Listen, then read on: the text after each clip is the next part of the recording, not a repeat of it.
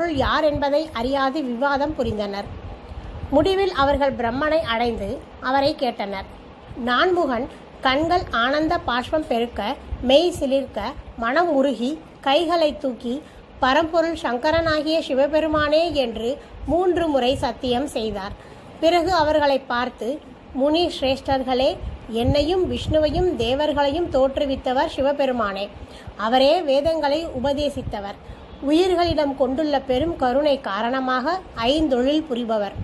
அவர் அனாதியானவர், காரணங்களுக்கெல்லாம் காரணமாயிருப்பவர், எவரிடத்திலும் பிறவாதவர். அவரே பரம்பொருள் என்று வேதம் கூறுகிறது. எங்களாலேயே அவரை முழுமையாக அறிய முடியவில்லை என்று தெரிவித்தார். சிவபெருமானே பரம்பொருள் என்ற உண்மையை உணர்ந்து முனிவர்கள் தெளிவு பெற்றவர்களாய் நான்முகனிடம் விடைபெற்று சென்றார்கள். தக்ஷா, சிவபெருமானே பரம்பொருள் என்பதை நன்கு அறிந்து கொள். உன் தந்தை